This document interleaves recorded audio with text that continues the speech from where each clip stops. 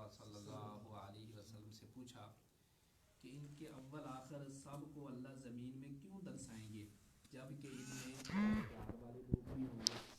اور کچھ ایسے بھی ہوں گے جو ان میں نہیں ہوں گے؟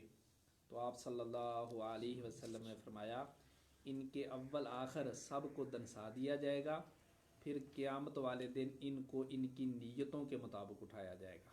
بخاری اور مسلم کی حدیث ہے۔ محترم بھائیو، باب الاخلاص کے اندر صاحب کتاب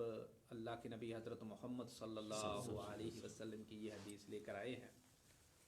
اور اس حدیث کے اندر بے شمار باتوں کا پتہ چلتا ہے۔ پہلی بات تو یہ پتہ چلتی ہے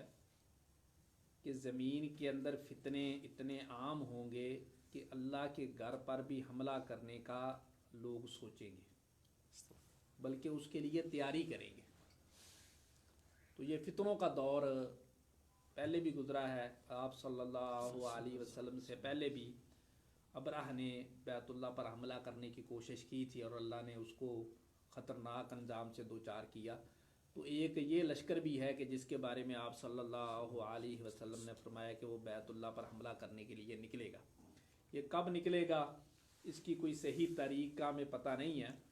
لیکن بعض احادیث سے معلوم ہوتا ہے کہ امام مہدی رحمہ اللہ کو قتل کرنے کے لیے جو لوگ تیار ہوں گے نا، یہ وہ لشکر ہوگا، کیونکہ وہ بیت اللہ کے اندر پناہ گزیر ہوں گے۔ تو یہ لشکر اسی امت کے افراد ہوں گے، اور بعض روایات کے اندر سے یہ بھی ملتا ہے کہ وہ حبشہ سے لوگ ہوں گے کہ جو بیت اللہ گرانے کے لیے تیاری کریں گے اور وہاں جائیں گے۔ تو پہلی بات اس حدیث سے یہ پتہ چلتی ہے کہ امت کے اندر ایسے سخت دل افراد پیدا ہو جائیں گے، یا اتنی سختی دلوں کے اندر آ جائے گی کہ لوگ بیت اللہ کے تقدس کا بھی خیال نہیں کریں گے۔ اور آج ہم دیکھ رہے ہیں کہ جس طرح مساجد کے تقدس کا خیال نہیں کیا جاتا، مساجد پر حملے کر دیے جاتے ہیں، مساجد کو شہید کر دیا جاتا ہے، ان کی بے حرمتی کی جاتی ہے، تو بعید نہیں ہے کہ ایسے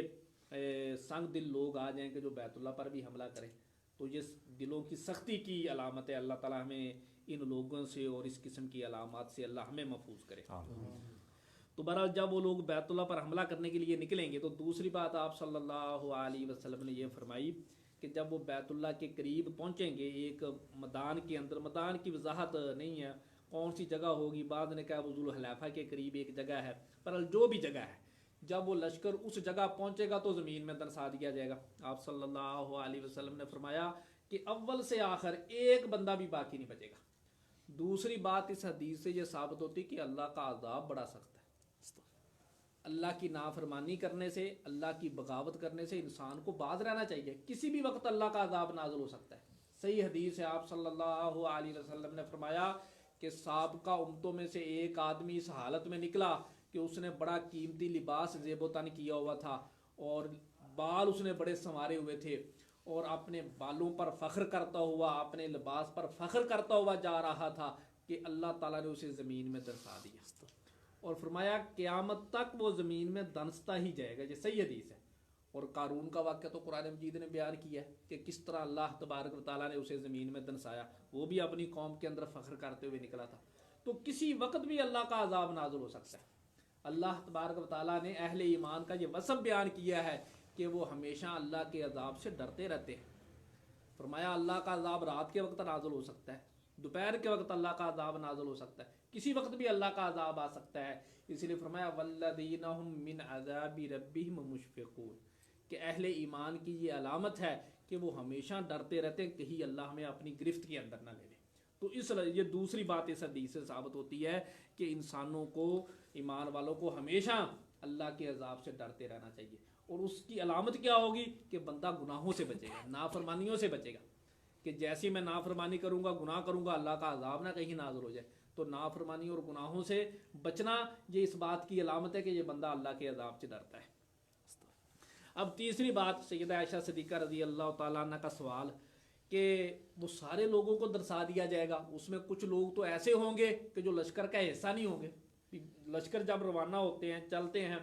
تو بعض ایسے لوگ ہوتے جو لشکر کے ساتھ نہیں ہوتے، لیکن وہ دیکھتے ہیں کہ اتنے لوگ جا رہے ہیں، چلو ہم ساتھ اپنا سامان لے کے چل پڑتے ہیں، کھانے پینے کی چیزیں بھی، یہ لشکر ہے کہیں سے کھائے پیے گا تو صحیح نا۔ آج کل تو فوج آ گئی ہے تو فوج اپنا سارا سسٹم ساتھ لے کے چلتی ہے، لیکن پرانے زمانے میں جب لڑنے والے چلتے تھے تو یہ اس طرح کے سامان بیچنے والے لوگ بھی ساتھ ہو جاتے تھے کہ چلو جہاں لشکر لکے گا ہم سامان بھی لگائیں گے، ہماری اپنی، ان کو اپنا لالچ ہوتا ہے۔ تو اب وہ جو بازار والے ہوں گے، سیدہ عائشہ صدیقہ کا سوال یہ تھا کہ ان کا تعلق نہیں ہے، وہ بیت اللہ پر حملہ کرنے کے لیے نہیں، حملہ کرنے والے اور لوگ ہیں، لیکن یہ وہ لوگ تھے کہ جو اپنے مفاد کے لیے ان کے ساتھ کھڑے ہو گئے تھے، یعنی ان کا اپنا فائدہ تھا، اس مقصد کے لیے نہیں تھے، تو ان کو کیوں کر دنسایا جائے گا؟ تو اس سے ایک بات یہ پتہ چلتی ہے کہ جب اللہ کا عذاب نازل ہوتا ہے، جو بندے اس کے قریب قریب ہوتے ہیں سارے اس کے اندر شامل ہو جاتے ہیں۔ اس لیے اللہ نے قرآن مجید کے اندر اس بات کا ذکر کیا ہے کہ جب تم یہ سنو کہ اللہ کی آیات کا مذاق اڑایا جا رہا ہے، فرمایا فلا تقعدوا معہم، پھر ایسی مجلس کے اندر نہ بیٹھو، یعنی ایسی مجلس جہاں پر اللہ کا مذاق اڑایا جا رہا ہے، اس کے رسول کا مذاق اڑایا جا رہا ہو، دین کا مذاق اڑایا جا رہا ہو، موسیقی کی محفل ہو، نافرمانی کی محفل ہو، تو انسان کو فوراً اس محفل سے اٹھ جانا چاہیے، اگرچہ وہ اس نے بپا نہیں کی، وہ محفل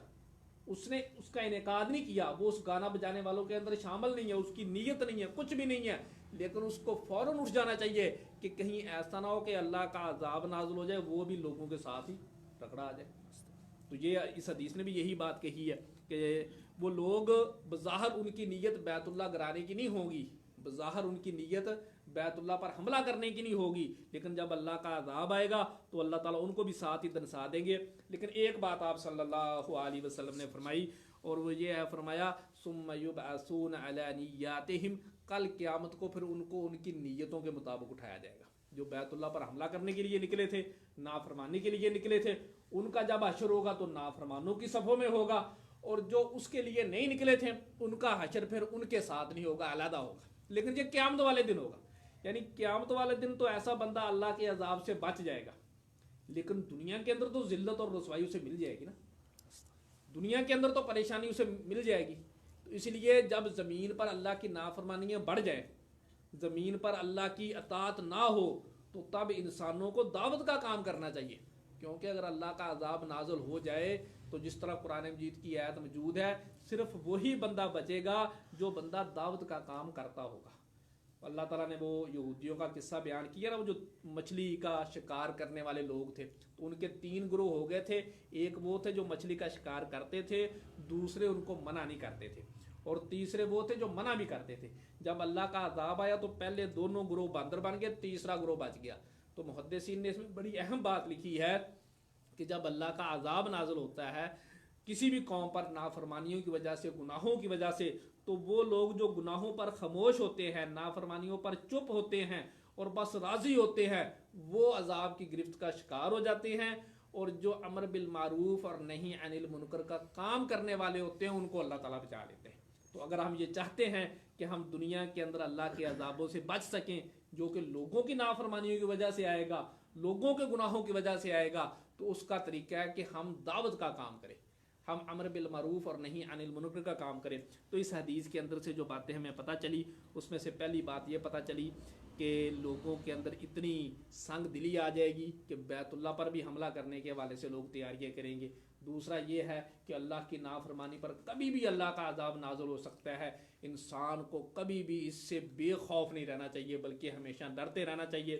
تیسری بات یہ پتہ چلی کہ جب نافرمانوں پر عذاب آتا ہے تو جو ان کے ساتھ لوگ ہوتے ہیں وہ بھی اس عذاب کا شکار ہو جاتے ہیں۔ اور چوتھی بات جو نیت کے حوالے سے وہ یہ پتہ چلی کہ جس آدمی کی نیت ٹھیک ہوگی، چلو دنیا کے اندر تو وہ عذاب کا شکار ہو گیا، کل قیامت کو وہ بچ جائے گا۔ اور یہی اس باب کے اندر حدیث لانے کا مقصد ہے کہ اگر بندے کی نیت ٹھیک ہوگی، اس کا معاملہ رب کے ساتھ ٹھیک ہوگا، تو دنیا کے اندر اگر اسے کوئی نقصان ہو بھی گیا، دنیا کے اندر اسے کوئی پریشانی آ بھی گئی، دنیا کے اندر اسے کوئی خطرہ لگ بھی گیا، تو کل آخرت والے دن، قیامت والے دن اللہ تعالیٰ اس کا ازالہ کر دیں گے۔ جس طرح کہ اس لشکر کے اندر وہ لوگ جن کا بیت اللہ پر حملہ کرنے کا ارادہ نہیں تھا وہ دنسا دیے جائیں گے، لیکن قیامت والے دن اللہ تعالیٰ پھر ان کو ان کی نیتوں کے مطابق اٹھا کر اس پریشانی اور سے محفوظ کر لے گا۔ تو اللہ سے دعا ہے کہ اللہ تعالیٰ ہمیں اس بات کی توفیق دے کہ ہم احادیث کو سمجھ کر ان کے مطابق اپنے اعمال کو کریں۔ وما علینا الا البلاغ المبین۔